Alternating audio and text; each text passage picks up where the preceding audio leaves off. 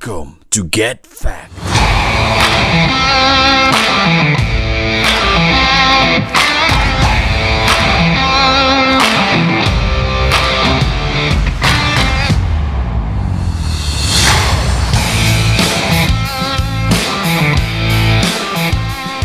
Hello.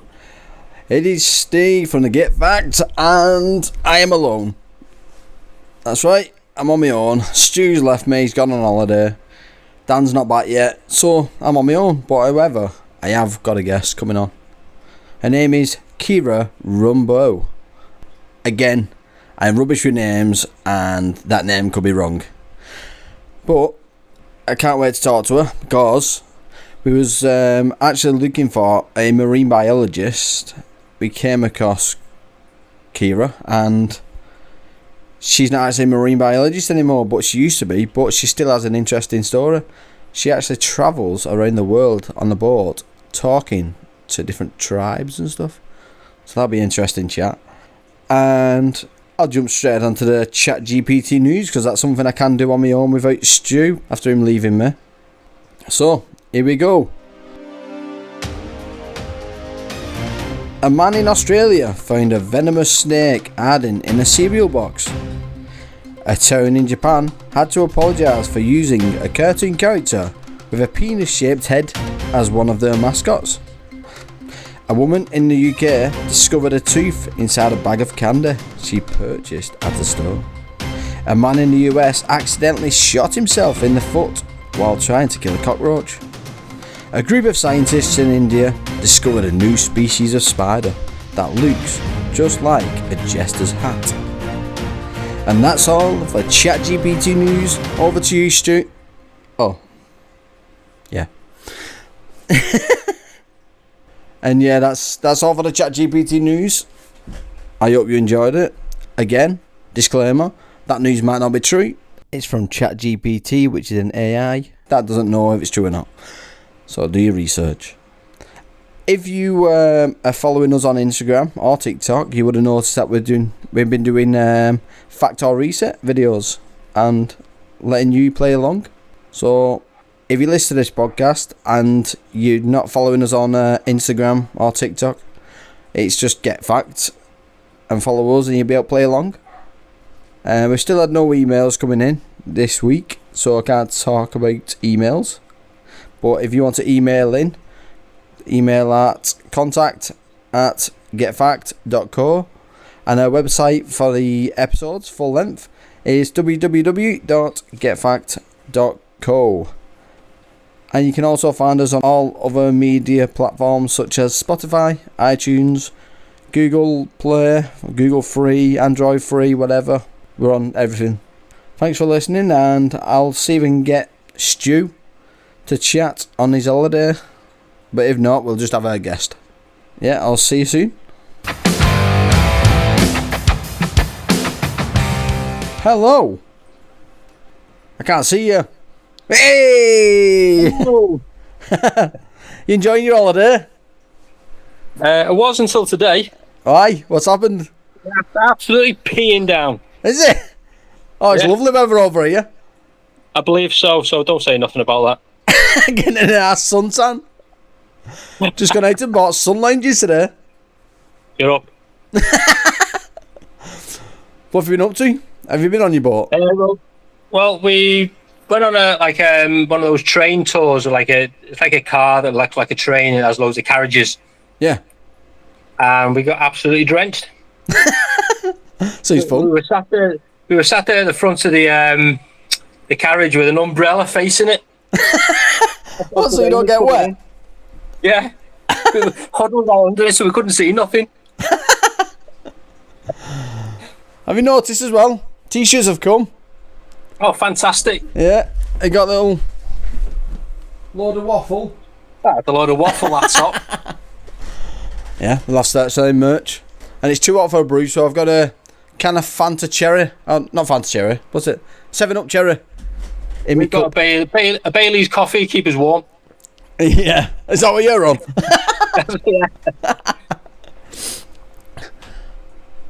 Hello.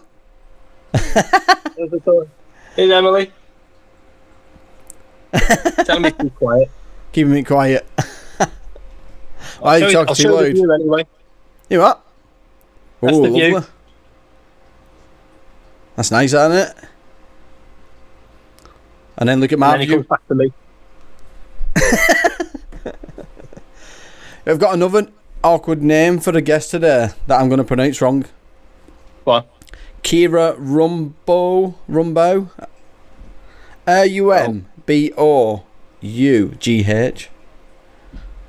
Rumbough. Rumbough. I'd say Rumbough. I'm going to mess that up. Definitely. So have you got anything planned for the rest of your holiday? Well, apparently for the next 3 days it's supposed to be really, really sunny, so hopefully we're going to get some colour in my skin. Yeah. Is there a zoo over there, did you say? Yeah, there is a zoo somewhere, but there's also like a marine park kind of thing where you go and see marine animals. Nice. Do you reckon they'll be English, though? You said you're going to try and get one on. Should imagine they speak English. Okay. We'll just have to learn their language. If not, I've got Google Translate. Yeah. That's built into that phone, isn't it? Or you've got? Yeah. Google Pixel. Yeah. Nice, huh? You can do that with earphones sometimes. So like the Samsung earphones, they translate it into you when they talk to you. Oh, cool. Automatically. Yeah. I don't know how long this episode's going to be today. Like, I've still not gone through last week's. I need to edit that yet. Because it's releasing on Sunday. It'll probably be about 20 minutes long. Yeah, the awkward one. Yeah, the awkward one where we lost the ghost hunters. Yeah. Yeah, we need to get another ghost hunter on. We was talking to that. Found any? No, they were talking to Haunted Scouts, wasn't they? But yeah, they've not got back to me. I don't know what's happening. So hopefully we can get them on. They're a bit close to home, aren't they? Scousers. Yeah. I woke up this morning to thunder and lightning. Really? Yeah. That's not what you want on holiday, is it? I'll send you the video I've got as well. Because we had thunder and lightning the other night, but it was lighting up the whole sky and everything. Really? Yeah. Jesus. So I'll send you the video. You went on holiday at the wrong time then? We certainly did. Even the locals were saying now how unusual for this time of year it was. Yeah. It's mad that it's unlucky. Yeah. So is it warm though? It's just warm, raining? yeah. Yeah. Today wasn't, so I had shorts on, but I had my hoodie on as well. Yeah, I've just been in hot tub all the time because it's been roasting. All right. Look, I'm getting a better tan than you. In the UK. That picture that you posted, who's more closer to home, me or you? I think it sounds like me. Yeah, with the weather anyway. You took it with you. Remember when you said that? Oh, take the weather with you. Yeah. Old Peter Care jokes. You can have it back. Yeah, don't bring it back with you. I'm loving this weather. It's weird not having you here with me. It's weird you being through the camera. I know, yeah. I feel like a guest. You were? For the second time. Special guest, travel report. Do what? I'm a travel reporter. Oh, yeah. Well, I've just done ChatGPT news, so, you know. What's the weather like, Stu? Over to you. Oh, crap. I'll let it down, pull it back. Put it onto the podcast. What time is it now, anyway? Got 13 minutes till she comes on. That's if she comes on, because she's not messaged me today. So I might get ditched. 10 to 5 here now. It's what? 10 to 5 here now. Oh, you in front? You in the future? Yeah, I'm in the future. You're always in the future wherever you go. And in the future, the weather's crap. Is it? Yeah, in 2 hours' time. I hope it doesn't stick. Did I tell you that there's been more neighbourhood pettiness? Oh, really? In regards to the poop scooping. Oh, yeah. Well, I did it the other day, to scoop into the garden again, because it happened again. I flung it that high, it landed on the roof. So there's dog poo on the roof, and then 2 drops landed next door. I was like, oh, Jesus. And then it happened today. I tried to fling it. It hit the wall next door. I'm getting worse at flinging it. I need a proper poop scoop. It Get a catapult. Yeah. While we're on the terms of dog poo, you know them RC trainers? Yeah. Well, you know they got funny like loops on the bottom of them. Yeah. Well, I stood in dog poo in my back garden the other day, and it came out like Play-Doh. It was disgusting. They had his shoes to get dog poo out of. I was sick. It's disgusting. That's why you just get flat shoes. Yeah, I think I'll stick to flat shoes from now on. Expensive shoes, they're not good. They're not designed for dog poo. What do you get for paying out that money? I know. Yeah, I didn't get them. It was a gift. Send them back. It's full of dog poo. Unwanted gift. Yeah, just clean these. Have a disclaimer on them. Yeah, they should. Stick to path, not on grass. So, have you not got any more funny stories of your holiday? Not just at the moment, apart from where the restaurant is. They got like artificial turf on the roof, artificial grass. Well, that's it now. Have you got a pool? Your own pool? There's 1, 2, 3. There's about 4 or 5 pools here. Right. Just past them palm trees there, there's a pool. And there's one a bit further down. Right. And where is it again? Greece?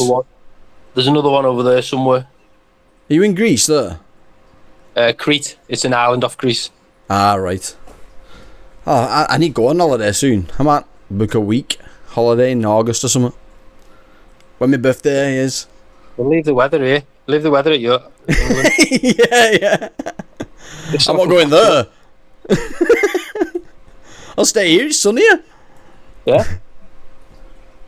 It felt like we were on the log flume in Blackpool when we went on that train ride today. Was it not supposed to be that wet? No. I thought it was like a wet ride. No. Oh. What can you do? Yeah. I'm surprised you're allowed to have a minute to chat here. I thought you might have been out doing something, but the weather saved me. We just got back when I saw your message. Yeah. So I thought, yeah, go on, I'll jump on. Yeah, I've got 10 minutes spare. Look at there with your mug. Yeah, you should have took one with you so you can walk around like that. Yeah. Could have done with the t-shirt. Yeah. It didn't come in time, otherwise I would have sent it with you. Go on. You have to wear that every day for 2 weeks. Yeah. The thing is now, though, that I've got this, I want more. And I'll end up with more merch and listeners. So trying to give it out. Charity. Yeah. I have to get those guns that fire t-shirts out. Yeah. I could do it here off the balcony. Yeah, but well good. Bloody hell, rain's got heavy. Rain t-shirts in Greece. Yeah. It's loads of randomers walking around with Get Fact on them. Yeah. That'd be nice. Well, I'm going to have to get off anyway and get ready for Kiera. Right. So I'm going to get off. I'm going to let you enjoy your holiday. Plus... So that's the track report from Stuart Jones. Over to you, Steve. Yeah. Plus I've recorded this, by the way. Cool. You've actually got your name on top. It's called Holiday Stew. Hence why I kept the swearing down. Ah, so you can go on YouTube. Yeah, I've not sworn myself. It's all good. I know you haven't. Yeah, I'm good. I mean, I'm getting better at it. good boy. Yeah, I said dog poo, not sh. Right. I'll let you go. Go and enjoy your holiday. Good luck with the chat. Yeah. Good luck with the umbrella. I'll send you that video. Yeah, we'll do. I'll upload it to Instagram. Yeah, let everyone else see what you're going through. Yeah. Yeah. Right. See you later. Anyway, take it easy. Have a good one. You too. Ciao. Bye. Woo. And that was Stuart on holiday. Enjoying the lovely weather. And now a guest is coming on in a minute. Hello. Hi. So, your name's Kiera Rumbough. Is that Yes. is that how you pronounce it? Yeah. Yes. I normally get names wrong, you see. So, what is it that you do exactly? Well, it can be a little bit complicated to explain. Essentially, I co-founded a nonprofit, and we're sailing around the world, collecting and sharing stories of people who are preserving environment and culture. Right. And so we really use our research vessel for a platform to share those stories and to travel sustainably in order to collect them. And then we also use it for a little bit of oceanographic research and to charter the boat to researchers. Right. Yeah. Yeah. So, what type of people have you met on your journeys? So, like, you say you've met like tribes. Yeah. Well, it's really interesting. We really try and seek indigenous peoples. I feel Right. like in science and science communications, indigenous peoples are really overlooked because they have so much generational knowledge that has been, passed down for thousands of years, really. And they've been on their land and learning their land for thousands of years. And so they're incredible stewards. And there's this statistic that's just mind blowing to me. Indigenous peoples hold 5% of the world's land, but Right. 80% of the world's biodiversity, Right. which is just wild. I mean, they've done such a great job of actually protecting their natural resources that we really try and highlight indigenous peoples. So we bought the boat in Seattle just about a year ago, and we went north up to Alaska, and that was just incredible. I mean, it's so wild up there. There's just bears and salmon everywhere. And so we talked to a woman up there named Louise Brady, and she runs an organization called the Herring Protectors. And so she is an elder from the Tlingit tribe. Right. And so that one's actually a pretty, I mean, I guess it depends on where you are, but she was in Sitka, Alaska, and so they've been pretty westernized. Actually, their land was like taken over. I don't know if I'm telling any of this correctly, but their land was taken over in the 40s during World War II, and they made an agreement like, sure, I guess you guys can use this to like protect us from the war, but then give it back after you're done. And then they just never gave it back. Right. So, yeah. So do these people talk English? Yeah. Oh. Yeah, I mean, it's very westernized there. I think they actually are having a hard time holding on to their language. And so you'll hear a lot of them using a few Tlingit words that are thrown into English. Right. But I think the majority speak just English, which is kind of sad. You know, a lot of languages have been lost from westernization. So, yeah, they have these really beautiful stories that they've passed down, though. The women, the Sitka Tlingit women are known as the herring women. Yeah. And they have this story. I'm not a great storyteller, so we'll see how this goes.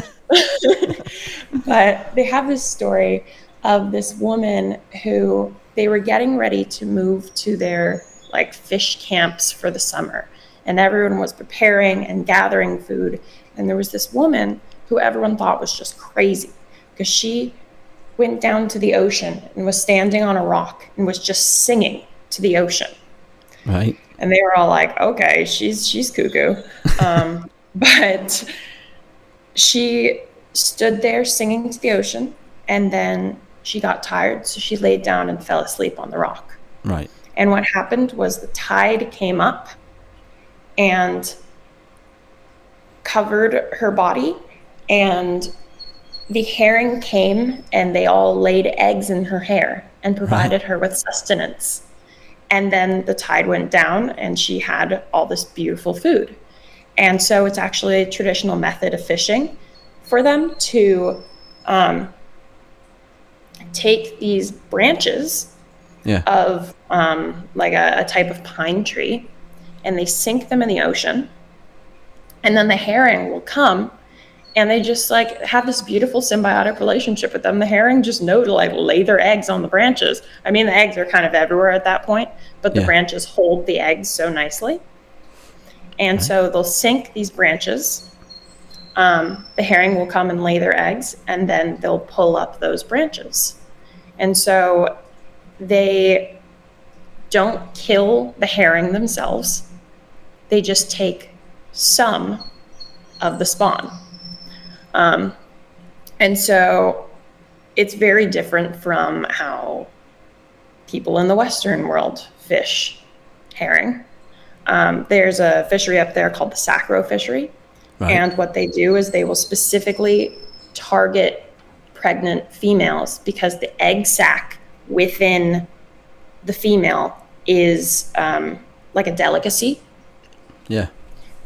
And so they will take these fish and slice out the egg sac, waste the rest of the fish, and they don't even get to spawn. So they do it before they spawn. And so the herring are just disappearing. And this is sustenance that these people have been relying on for thousands of years and using sustainably for thousands of years. And so that was a really interesting story to capture, because this woman is just fighting tooth and nail against the fishing industry up there. Yeah, and it's really interesting how she's using her culture to fight them. Yeah, modern fishing is affecting the planet, really, isn't it? Because they just get a big net and they just scoop everything, no matter what it is. Yeah, exactly. I mean, there's some really, really destructive fishing methods, like the shrimp fishery is particularly bad. What they do with fishing for shrimp is they will go down with this net that has weights on it, and it'll just scrape the entire bottom of the ocean. Right. And so it has a really high bycatch rate, which means not the targeted species. So things that they will just throw away from the net, even though it's been like, damaged in the process of catching it, or it's like already dead because they didn't get it in time after pulling it up. And so they'll scrape up the bottom. And what that does is it actually just destroys that entire habitat. Right. So it's extremely destructive, and really just terrible. Yeah. So what is it that made you go from learning marine biology to doing this adventure? You may call it. Well, I'm pretty lucky. So I've always been very passionate about the ocean and the environment and travel too.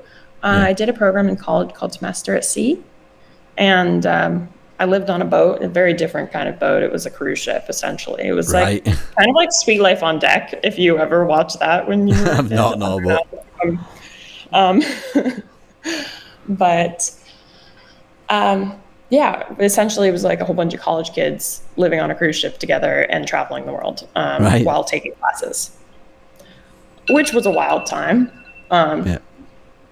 And so I did that and really caught the travel bug, and have been traveling extensively since. But when I was traveling in Hawaii, I actually met my partner and fell in love. So the love story. And he's a sailor. Right. And so we really made this lifestyle possible for each other, because I bring the marine biology and the environmental science, and he brings the sailing. Yeah. And so we saw this beautiful boat sitting in Hawaii, kind of just rotting, and started up a plan to buy it and what we would do with it, because it was a research boat. And so we really just combined our passions to make this project. And it's been, oh my God, it's been incredible. I mean, we've met the most incredible people and had insane experiences.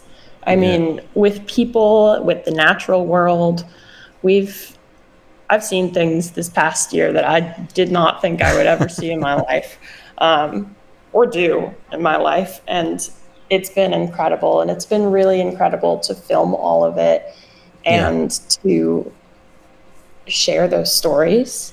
I mean, it's not quite the same as experiencing it, of course, but we're doing our best to try and share our experiences with the world.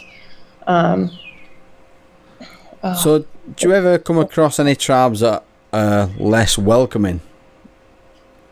I mean, they're out there, but we Yeah. really try and do our research. Right. I feel like the place that we've been to that has been the most difficult to break into was the Guna people down in Panama. So they are, so you know how in America there's like Native American reservations and they're kind of sovereign within the United States? Yeah. It's kind of the same idea within Panama. There's Gunayala within Panama. Right. And so Gunayala means people of the mountains. And so they are mountain people, but thousands of years ago, they migrated to also live on these beautiful barrier islands, which are the Sod Blas Islands. They're on the Caribbean side of Panama. And so we really just were able to connect with people there just from sheer dumb luck. Yeah. I don't know. My partner's really good at being very friendly and talkative, and he makes a lot of connections that way from just chatting with people on the dock. And he started chatting with the guy that was on the dock next to us when we were in Panama City, and about what we do. And that guy happened to have just come from Gunayala, and he was there for like 2 years helping them to improve their school. He raised like $10,000 for them to help build a library and get them some solar panels. Right. And so because he was already very respected within the community, he was able to connect us to the right people. Yeah. And if we didn't have that connection, we would have just been totally lost. It's a very interesting dynamic when you go to Gunayala. I feel like we got a little bit of both experiences, because when we first got there, we had some friends on board, so we were kind of doing more of the tourist thing, and then we dove more into the interviews and the actual project.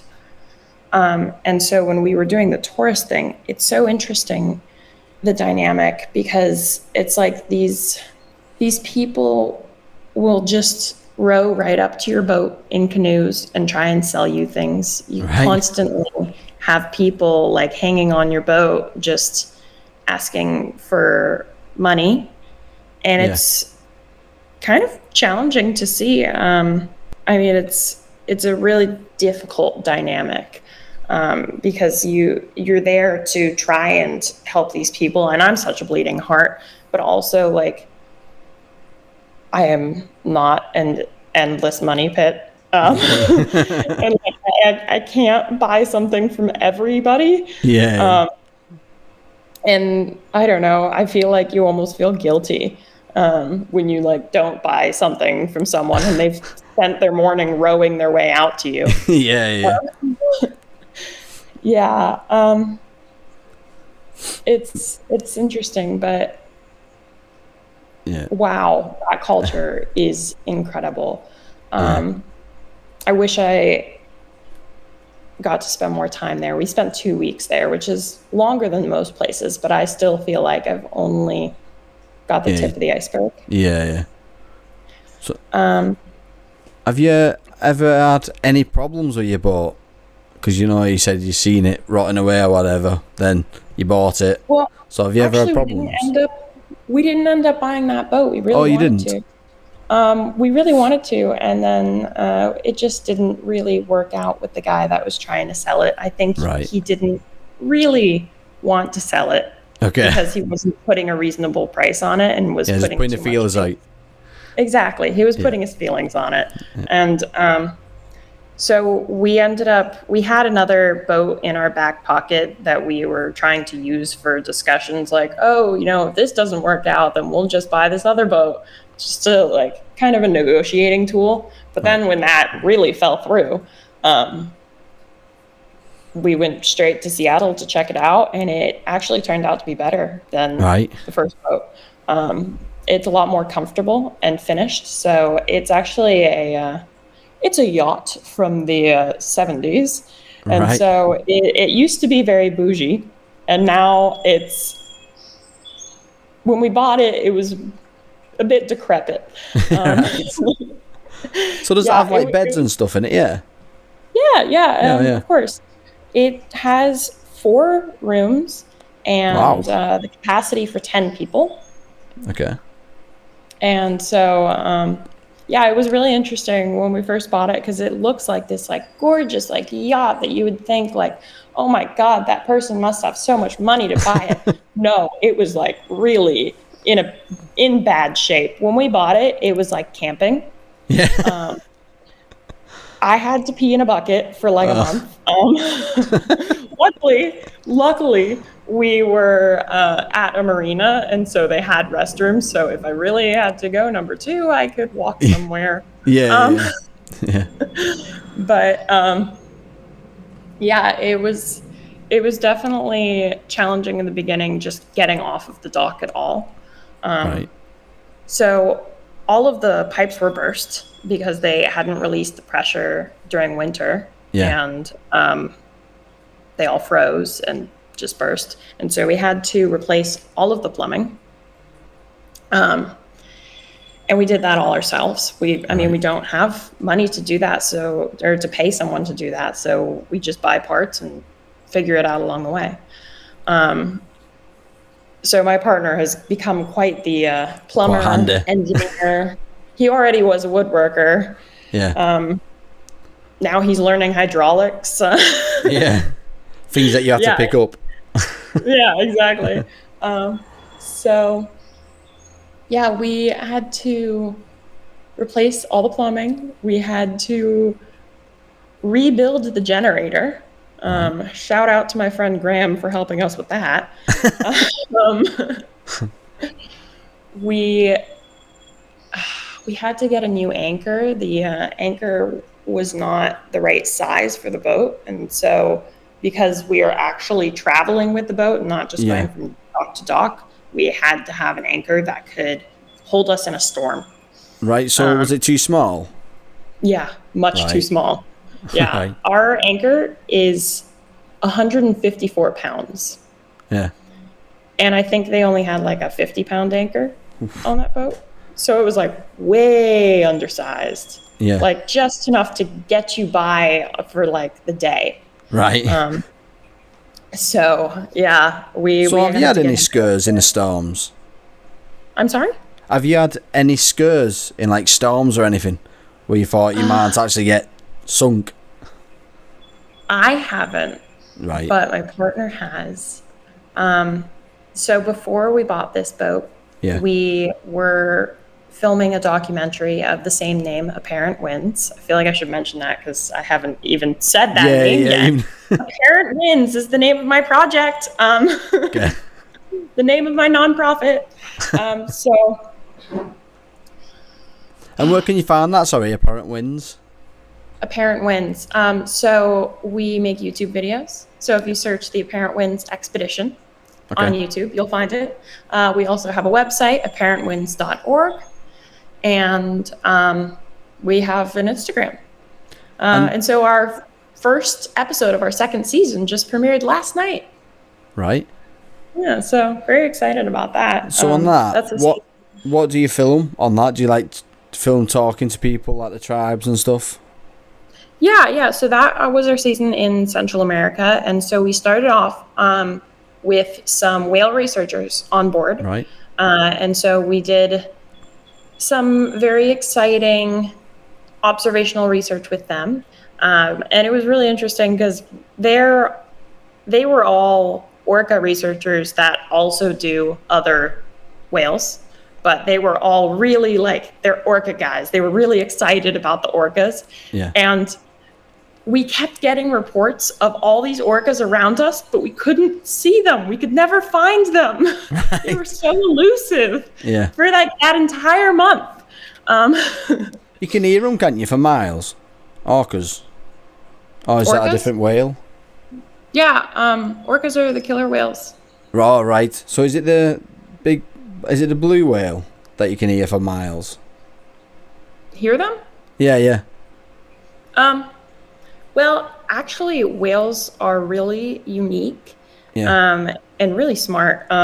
So there is this channel in the ocean called the SOFAR channel. And it's pretty much a certain depth where the pressure allows certain frequencies to travel extreme distances.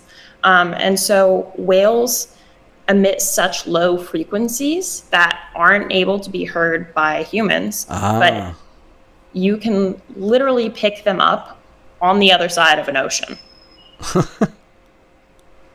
They're solitary creatures for the most part, but they're all constantly communicating because they can all hear each other. And so that's actually a really big problem when it comes to boat traffic, because boats can be so loud and then the whales can't hear each other. But yeah, whales are incredible, and they use this channel to put out these frequencies across oceans. It's insane. But yeah, this first season, so we had the orca researchers on board, and we didn't end up seeing orcas, but we saw so many other incredible cetaceans. Cetaceans are whales and dolphins. And then we had a transit down to Panama, and that was exciting, to say the least. That area of the world can be pretty dangerous, both sailing-wise and people-wise. And so it was like being constantly on guard for 2 weeks of sailing or so, maybe less. But and what are the dangers? Like pirates? Yeah. Right. Yeah, I feel like people don't realize that piracy is still a thing. Yeah. Until that one movie with I'm the captain now. Came out. That brings it to light, doesn't it? Yeah, I am the captain now. Exactly. And that's people are like, oh, okay, so there's piracy over there. No, there's piracy in other places too. Off the coast of Nicaragua is particularly bad. And so there is a section. So it's kind of where Mexico meets Guatemala-ish. It's the lowest point of elevation in the land bridge between North and South America. And so what happens is it kind of becomes a wind tunnel. Right. And so there are these winds called Tehuantepec. And on a normal day, it's hurricane force winds. Jeez.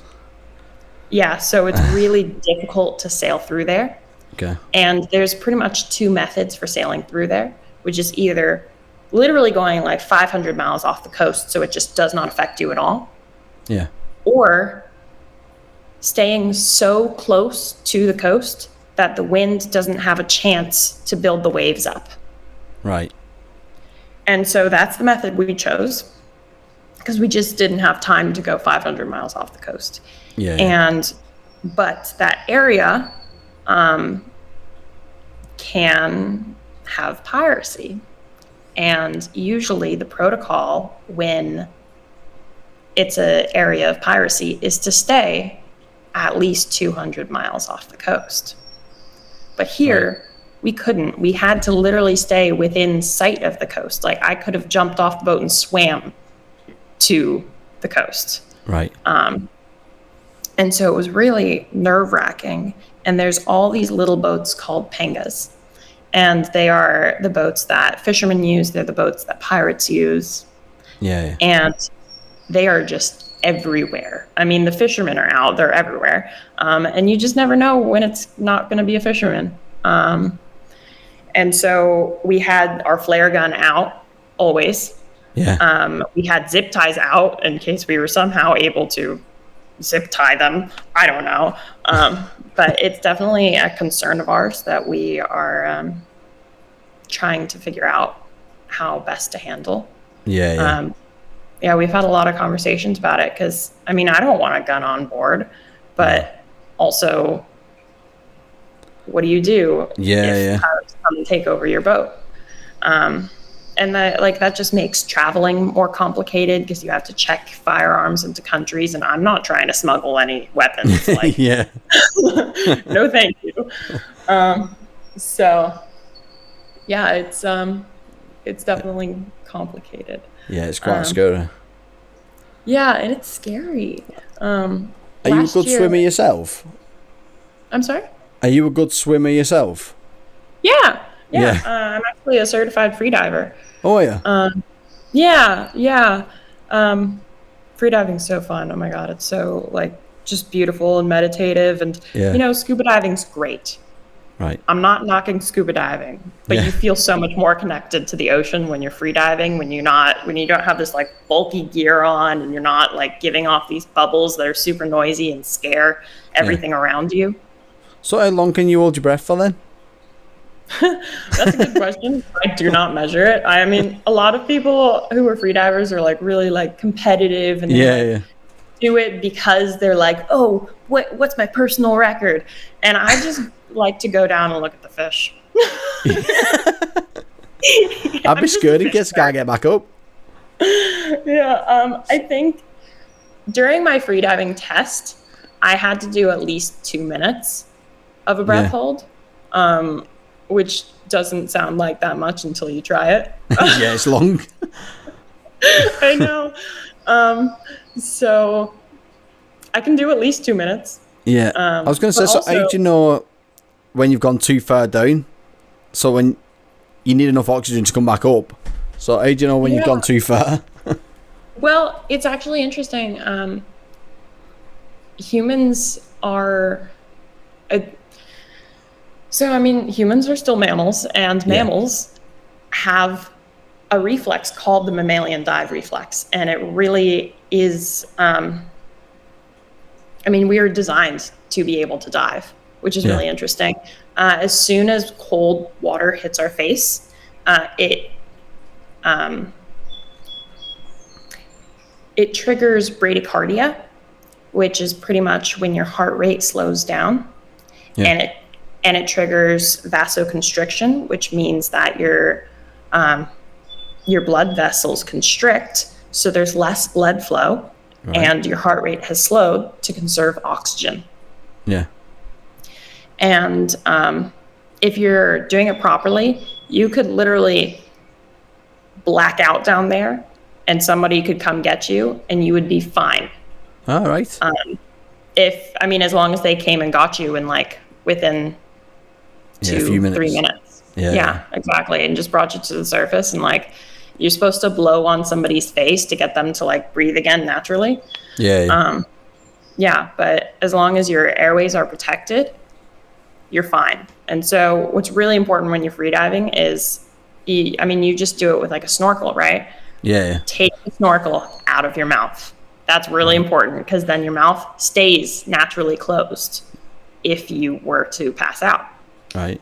So what's the snorkel for? Like, I never understood the snorkel, because if you're going in the water, what's it actually doing? I don't understand the snorkel. It's really for in between free diving when you're at the surface. So when you're just looking down at the water? Yeah, when you're just at the top and looking down, and it's also to make it easier to look down and not have to like come up and breathe and then look down again, because when you go free diving, you should never go alone, and you're a safety diver for somebody else. So you should be watching them and watching their dive, and in its entirety. But yeah, it's also a safety measure in terms of if anything were to ever happen and like you were left behind out there or something, you have your snorkel, and it raises your airway from the surface of the ocean to just above the surface. And, if there are big waves, it might help a little bit. If you're swimming constantly, it helps so you don't have to expend as much energy to breathe. Is there never fear of sharks when you're free diving? No, I love sharks. You love sharks? That's my biggest fear, though. Yeah, I know, I'm a weirdo. I get it. No, I love sharks. I thought I wanted to be a shark researcher at one point. I still would love to do some shark research. When I was in college, I did a shark research program down in Florida, and that was incredible and eye-opening. And sharks are like puppies. Right. They are not trying to attack you. So they don't attack humans if a human's bleeding? No, they're not attracted to human blood. Ah. Yeah, there was an experiment actually where they put 3 surfboards out in the water, and they had like buckets that were constantly like slow drip leaking. Yeah. And one was fish blood, one was human blood, and one was urine. Human urine. Yeah. I feel like I should specify. And and the results were super interesting, because there were I don't remember the numbers, but a staggering amount of sharks that came by the fish blood, because they know what that smells like, and they know what they're supposed to be eating. And then one shark kind of came near the human blood and was like, okay, what's that? Never mind. And I don't think anything even came up to the urine. Nice. Yeah, but they have this sensory system called ampullae of Lorenzini. And so they are jelly-filled pores that are along the sides of their body, but mostly around their nose. And so have you ever seen those videos of people who rub the shark's nose, and it kind of goes into a trance, and then they can flip it upside down and do whatever they want with the shark? Spin them around? Yeah, so they go into tonic immobility when you turn them upside down. Right. But also they get a sensory overload from rubbing their nose, and then it's much easier to flip them over into tonic immobility. Yeah, it's kind of hard to flip over a shark that's not already, immobilized. You can just push them in a new direction, can't you? When they come towards you, you can just push the nose to another direction. Yeah, just push your nose down and away. It's all about learning their behavior and learning shark etiquette, I suppose. Yeah. But I haven't really extensively swam with sharks. When I did shark research, we pulled them out of the water. And so pretty much what we did was we had a very small long line comparatively to the fishing industry. It was 20 meters or something. Yeah. And so that's essentially one line that has a whole bunch of hooks on it. It's not on a rod and reel. It's there's a buoy at either end and an anchor at either end, and you drop it, you leave it, and you come back to it. Right. And so we would set these hooks on this long line, and come back after 45 minutes because that is the amount of time to minimize shark death. You don't want to kill the sharks that you're researching. That's kind of a bad luck.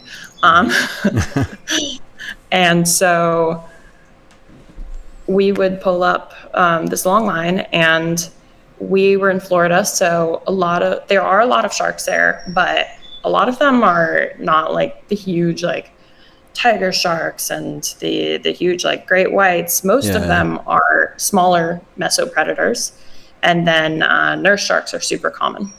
Right. And so we would pull up all sorts of sharks, and we would bring them on board.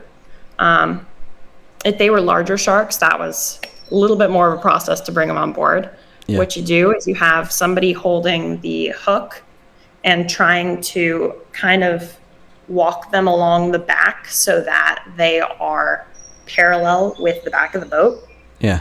And then you have somebody ready to grab the shark around the middle of their body and kind of like hold on to their dorsal fin, while another person has this rope, and they have to it's pretty much like a rope with a loop on it. And so what they have to do is reach around the tail of the shark and put the rope through the loop in order to, cinch the rope onto the tail of the shark. Yeah.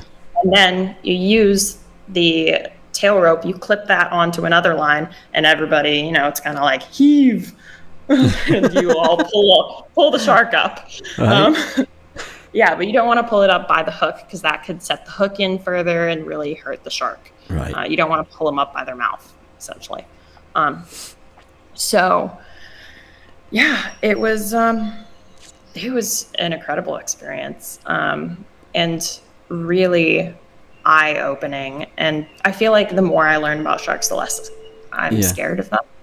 I think all of the fascination came from fear because, I watched Jaws when I was little. Yeah. Of course, everybody was terrified of sharks after watching Jaws. Actually, the guy who wrote Jaws, because there were so many negative effects of that movie on sharks. I mean, because of that movie, people were so scared of sharks that they started shark culls, right? Which is essentially just going out and slaughtering a whole bunch of sharks to protect the swimmers, which is not shown to be effective in any way, shape, or form. Right. And so the guy who wrote Jaws actually devoted his entire life after the fact to shark conservation because he had such a negative impact on the image of sharks that he felt so bad that he was like, oh no, what did I do? Kind of feel bad for that guy, but he came back. So do you believe in the megalodon? Is that what it's called? The megalodon? The megalodon? Yeah, that's the one. We don't even believe in it. So it's a real thing. But people still believe they exist now. I don't know. I mean, it's crazy how much of the ocean we haven't explored. Yeah. I think the stat is that we've only explored 1% of the ocean. Yeah. Literally 1%, which is just, honestly, I feel like we've explored more of space. I mean, it's kind of crazy that we are trying to explore other worlds when we haven't even finished exploring our own. But it is a challenging thing to explore the ocean because pressure is a difficult parameter to deal with. And it's not so easy to just go to the bottom of the ocean. I know they've got submarines and stuff, but they can't go as deep as you'd want to because of the pressure. Yeah, I think they've finally been able to build some submersibles that can go to the bottom of the Marianas Trench, which is the deepest point in the ocean that they know of. And so they now have the technology to do it. It's just really expensive. And I think there's only like 1 or 2 of them that can do that. So, that's going to take a long time to explore all of the ocean. But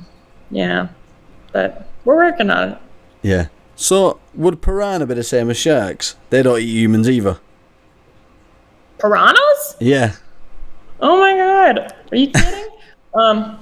So Obviously, because the Piranha. film, again, has made piranhas out to be bad. So, Yeah.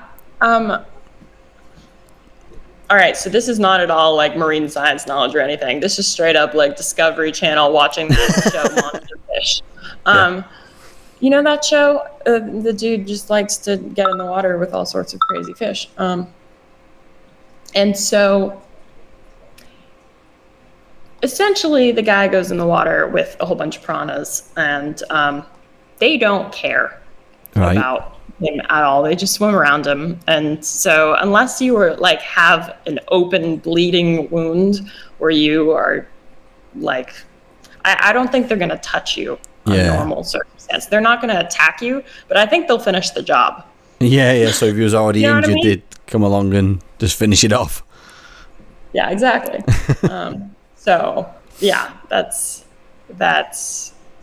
definitely not my area of expertise. But yeah, sharks, they really don't want to attack humans. But yeah, they have this amazing sensory system, as I was saying, the ampullae of Lorenzini. And so they can actually detect your heartbeat. That's what it does. It detects electromagnetic waves. And so it's really interesting because it helps them to be able to identify their prey correctly. Okay. And so statistically, with the amount that sharks and humans interact, there should be more shark attacks. Yeah. But their senses are so incredible that there are less. I don't know, they're incredible animals. I'm obsessed with them. I love them. That's cool, but also a little creepy. Yeah, I mean, when you go in the ocean, there are sharks that know you're there. Yeah, I don't want a shark knowing that I'm scared. Yeah, they I don't know, you have nothing to fear. The thing with shark attacks, when they are fatal, which is always tragic, and it can happen, but so sharks are kind of like dogs. You know how dogs, when they don't know something, like they don't have hands, they'll go over and like nibble on it a little bit. Yeah. Sharks are the same way. Right. So they will do exploratory bites. And if that exploratory bite is on a human, which is very unlikely, and if it is in a bad place on that human body, you know, if they nick an artery or something, that's when there are deaths. Right. Yeah. So I'm not going to say that there hasn't been a shark or two that hasn't targeted humans. That I think that did happen actually back in like 1919 or something. There was like an incident in New Jersey. It was like called the Summer of the Shark or something. Yeah. And juvenile sharks sometimes will explore with their diet, and I think a juvenile shark actually did acquire a taste for humans at one point. And so that particularly is a scary case, but that's only happened once ever, I think. Okay. I think. You know what? I don't even know the answer to this one. This is something we discussed on the podcast. When you've been free diving, have you ever come across a sea cucumber? Yeah. Yeah. Is it true that they're worth around like $2,000? I don't know. I mean, I wouldn't think so because they're like so common. Oh, right. Maybe it's a particular kind of sea cucumber. But yeah, they're everywhere. Oh, they're? Yeah, they're everywhere. I don't know. They're really interesting animals. What are they, a fish or something? What? They're an echinoderm, so they're related to urchins and sea stars. Oh, yeah. And so echinoderms are characterized by 5 part radial symmetry. And so, yeah, they're one of those. I mean, that's very clear in a starfish, and it's a little bit clear in like the skeleton of an urchin, but it's a lot less clear in sea cucumbers. I'm wondering if you like slice it like a cucumber, if you would be able to see 5-part radial symmetry. I don't know. But yeah, they are echinoderms, which translates to spiny skin, and they do have like little bumps and nodules and different things on their skin. But yeah, they're super interesting. I remember watching some documentary talking about sea cucumbers, and they have one hole for everything. Right. Like their mouth is their anus. But they also do this crazy thing. I think it's called evisceration, where when predators come up to them and they're trying to eat them, what they'll do is they'll literally expel their guts out of their one hole, and they will like, it'll still be attached. It'll kind of just be like, is that the white stuff? I'm sorry? Is that the white stuff that they shoot out? Yeah, yeah, exactly. That's like their guts. Those are like their intestines. And they do that to make themselves look larger and scarier to predators. Oh, right. Yeah, which is crazy that you just like turn yourself inside out to look scary to predators. Yeah, there's a lot of weird things in the sea. Yeah, there are. Oh my God, they're crazy.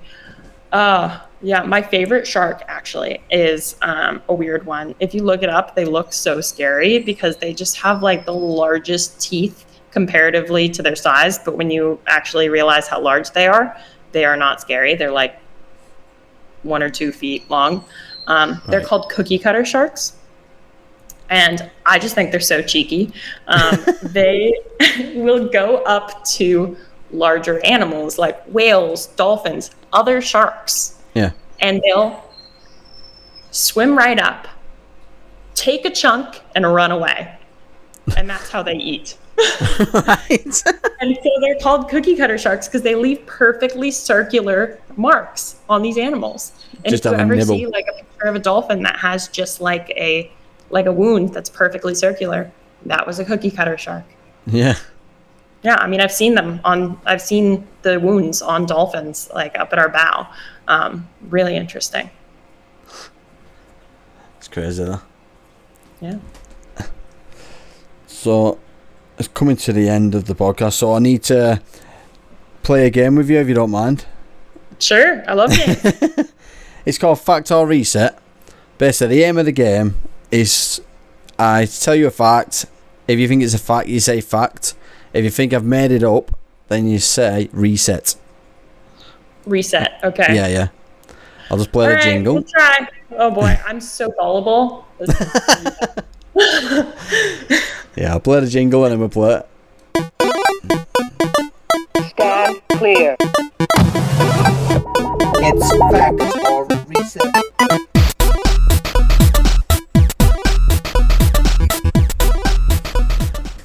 Right. Number 1. There's a fruit that tastes like chocolate pudding.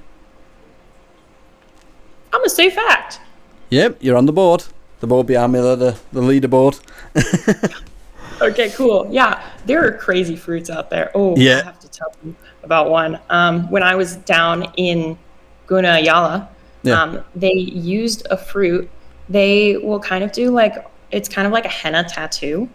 Right.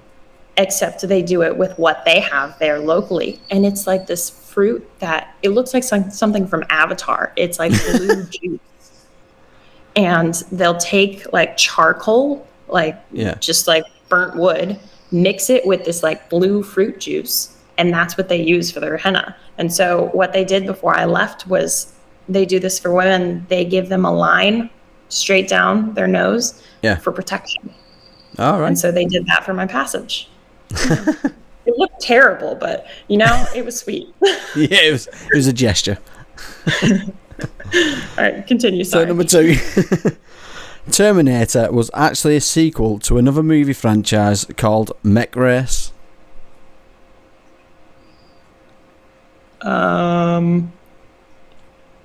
reset. Yeah, well done. That's 2. Number 3. The Easter Island heads have bodies. Fact. Yep, that's a fact. You're on 3. I've been there. Haha, my traveling. It's working out. You're guaranteed 4th place so far. A human body will start to decay underwater after 2 hours. I'm going to say fact. Especially if they're like up in temperate waters. It's reset. Nope, Okay. takes a lot longer than 2 hours to decay. Wait, in salt water or fresh water? Fresh water. Oh, I should have declared that. different. Come on, I'm a marine biologist. Okay, I tell you what, we'll change that one. We'll scrap that one because, like you said, there's salt water and yeah, it's different water. So we'll go to the next one. They keep playing. English money can be used in a local tribe called Tutu tribe because the king once visited them and given them English money. I'm gonna say yes. No, that was reset. Made that one up as well. Oh. So yeah, you're in 4th place with that one. Well Is that done. it? Those are all the chances I got? Yep. Right, once you go out, you go out. You did well though. You did 4th place. Yeah. It's alright. It's not an A+.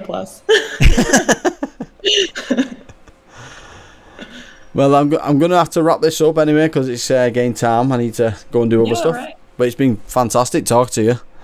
Yeah, it's been great talking to you. Been really Thank interesting. You for letting me share my story with you guys. Yep.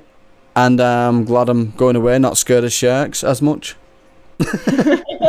Yeah, I've done my part for the world now. I can die happy. Yeah. So do you want to plug your show again before we go? Yeah. So our nonprofit is called Apparent Wins. It's like apparently and then wind, plural. So Apparent Wins. And you can find us on YouTube at the Apparent Wins Expedition. Yeah, we have a website, www.apparentwins.org. And we've got an Instagram at Apparent Wins. Brilliant. All right. Kiera, it's been fantastic talking to you. It's been great talking to you too. Thank you. See you Have a later. great day. Bye. Bye.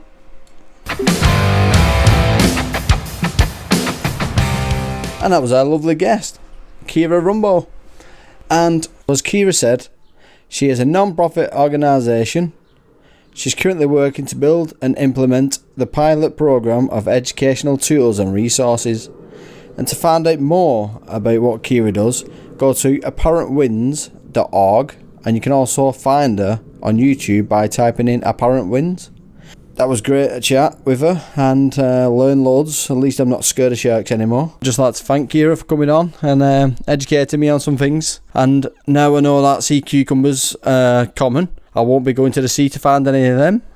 But yeah, I know this episode's probably not going to be as long as any of the other episodes. But that's because Stu's on holiday. He's left me for not so sunny weather. He's actually having thunderstorms where he is, where it's sunny in England. So yeah, he missed out there.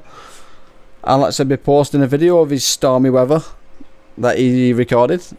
That should be fun to watch. If you've got anything you want to tell us or chat about, then email us at contact@getfact.co. And to listen to the full episodes, please subscribe as well at www.getfact.co. And that's everything from me on this episode. I hope you've enjoyed it as much as I have. Bye.